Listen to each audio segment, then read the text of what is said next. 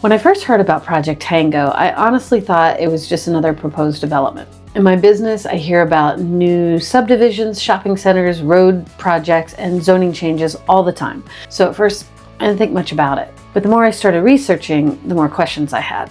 Why here? Why Palm Beach County? Why are similar projects suddenly showing up across South Florida? Why are some counties fighting them while others seem to be preparing for them? After spending several days digging into county documents, utility policies, zoning regulations, existing data centers, and proposals throughout South Florida, I realized something. Project Tango isn't really the story. It's the project that finally got everyone's attention in this area. The bigger story is that artificial intelligence is changing the amount of computing power that our world needs, and communities across Florida are now trying to figure out where this new generation of infrastructure belongs. Whether you support these projects or oppose them really isn't the point of today's video. My goal is to explain what's happening, why South Florida has become part of this conversation, and why I think every homeowner and every future buyer should understand what's going on. Before we can understand why these projects are being proposed, we have to understand something that surprised me. Data centers are not new. In fact, South Florida has been home to major data centers for more than 20 years. Most people have never noticed them because they blended into our communities. One of the best known is Equinix NAP of the Americas in downtown Miami. It opened in 2001 and has become one of the largest internet exchange points in the world. Think of it as a giant digital intersection where internet traffic moves between North America, Latin America, and Europe. There are additional Equinix facilities in downtown Miami, Doral, and Boca Raton, along with these facilities operated by companies like CoreSite and others. These buildings support hospitals, banks, financial institutions, cloud providers, telecommunication companies, and businesses throughout the world. Here's the obvious question. If South Florida has had data centers for decades, why are they suddenly in the news? The answer is artificial intelligence. Traditional data centers were built primarily to store information and move information. Artificial intelligence changed the mission completely. Now we're asking computers to train AI models, process enormous data sets, generate images, analyze video, recognize speech, and perform billions upon billions of calculations every second. That requires a completely different type of facility. Traditional data centers are often a single building inside an office park or an industrial complex. Many operate in the range of 5 to 17 megawatts of electrical demand. Hyperscale AI campuses operate on an entirely different level. Industry estimates suggest that a campus the size proposed for Project Tango could ultimately require somewhere between 200 and more than 500 megawatts of electricity, depending on the final tenant and build out. To put that into perspective, that's roughly equivalent to the electricity used by somewhere between 100,000 and 250,000 homes. These numbers are industry benchmarks, not Project Tango's confirmed engineering demand, but they illustrate why local governments are looking at these facilities differently than traditional data centers. Electricity is only part of the equation. Artificial intelligence generates tremendous amounts of heat. Those servers have to be cooled 24 hours a day, every day of the year. Depending on their design, some large evaporative cooling systems have the potential to consume millions of gallons of water each day. Many newer facilities are proposing this closed-loop cooling system that dramatically reduces water consumption by recycling the water instead of evaporating it. That reduces the water demand, but generally requires additional mechanical cooling equipment and increased electrical demand. Every engineering decision involves trade-offs. One question that naturally comes up is whether projects like this could increase everyone's electric bills. Florida recently addressed that concern by implementing a new large load power tariff. The idea is that growth pays on its own.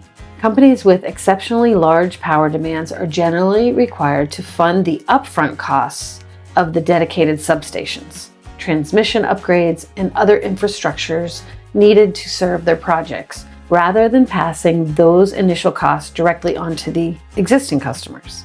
That doesn't eliminate every question about long-term growth, but it does provide important protections for local ratepayers. That brings us to another question. If these projects require this much electricity and this much infrastructure, why are companies looking at South Florida? The first reason is something that we've had for decades. South Florida is already one of the world's most important digital gateways. Because of our location, international fiber optic cables connect North America with Latin America and Europe, making Miami one of the most interconnected internet hubs in the world. Companies do not have to build that network from scratch because much of the digital backbone already exists. The second reason is growth. Florida continues to attract people, businesses, and investment from around the country and the world. Population growth creates demand for digital infrastructure, just like it creates demand for housing, schools, hospitals, and roads. The third reason is power. Hyperscale AI campuses aren't simply looking for empty land. They're looking for hundreds of continuous acres located near major electrical infrastructure. That explains why proposals often appear near high voltage transmission corridors or major generating facilities. One example is Project Tango's proposed location near Florida Power and Light's West County Energy Center. While proximity to a major power plant doesn't guarantee that a project will be approved or connected, sites with existing high-capacity electrical infrastructure are naturally more attractive for facilities with exceptionally large power demands. Let's narrow the focus to Palm Beach County, because our geography is very different from many parts of Florida. The eastern side of Palm Beach County has been developed for decades. As our population continued to grow, development gradually expanded west into communities like Wellington, Royal Palm Beach, The Acreage, Loxahatchee, Arden, Westlake, and Avenir. I've watched that happen throughout my career. I've seen farmland become neighborhoods. I've seen new schools, parks, shopping centers, and roads transform western Palm Beach County. But if you continue further west, the landscape changes again. You enter the Everglades agricultural area. This isn't just open land waiting to be developed. The rich organic muck soils found there, like Belglade, are unique and have supported one of the country's most productive sugarcane regions for generations. That agricultural economy is a major part of Palm Beach County's identity, and those soils simply can't be recreated somewhere else. That's why it's too simple to say there's plenty of land out west. Some land is planned for residential growth, some for industrial development, some is environmentally protected, while some remains critical agricultural land. Every proposal has to fit within that larger picture. Another unique part of South Florida is our water. Unlike many parts of the country, our groundwater sits very close to the surface. Our canals, wetlands, drainage system, and drinking water are all closely connected. That means questions about water use become much more important here than they might be in other regions. Residents naturally want to know, how much water will a facility use? Where will that water come from? And how could that affect long-term water resources, such as private wells? Developers point to newer cooling technologies, closed-loop systems, and the increased use of reclaimed water to reduce demand on potable water supplies. Those engineering choices have become a major part of the conversation because water management has always been one of South Florida's defining challenges. One of the most interesting things I found during my research is that Palm Beach County isn't the only county dealing with this. Martin County has a proposed 2 million square foot data center known as Silver Fox that was ultimately withdrawn after community opposition. At the same time, Florida Power and Light advanced zoning changes at Tesoro Groves, which would allow future data center uses, although the utility has stated that it has no current plans to build one there. St. Lucie County saw what would have been one of the largest proposed AI campuses in Florida, Sentinel Grove, also known as Project Jarvis. It was withdrawn before approval. Another project, Atlas Compute, remains in the early planning process. Broward County took a different approach altogether. Officials in Pembroke Park adopted regulations intended to discourage future hyperscale proposals before developers even submit applications. Palm Beach County responded much more aggressively. County leaders enacted what's known as zoning in progress freeze, temporarily blocking new data center applications while they work to rewrite portions of the Unified Land Development Code, or ULDC. At the same time, commissioners advanced a proposed 1-year moratorium on new data center applications, while those updated regulations are being developed. Because Project Tango entered the review process before those changes, it moved forward under the rules that were in place at the time its application was submitted. So, when you hear people talking about Project Tango, remember that that's part of a much larger story. This isn't just about one project, it's about artificial intelligence, infrastructure, land use, utilities, water resources, and how communities decide where future growth belongs. As a realtor, I think there's another important lesson here.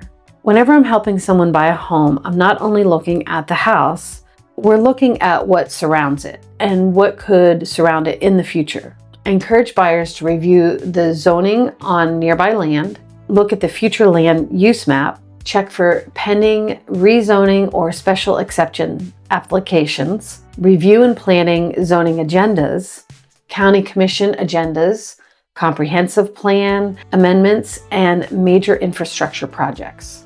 I also pay close attention to proposed utility corridors, transmission lines, substations, road expansions, and significant development applications, because those decisions are what are shaping a neighborhood long after the closing table.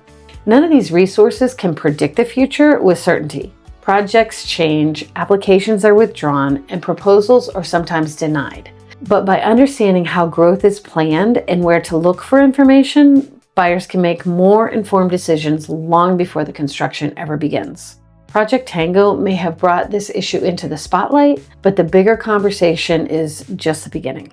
Artificial intelligence is not slowing down, and neither are the questions communities will continue asking about growth, infrastructure, and land use. In my next video, we're going to focus on Project Tango. We'll walk through the timeline, why this particular site became so controversial, and what developers proposed, what residents objected to, and how Palm Beach County evaluated the application, and what the final vote means going forward. If you enjoy understanding what's happening in Palm Beach County, beyond the headlines, that's exactly what this channel is all about. My goal has always been to help you make informed decisions by understanding not just the home you're buying, but the community around it. Thanks for watching, and we'll see you in the next video.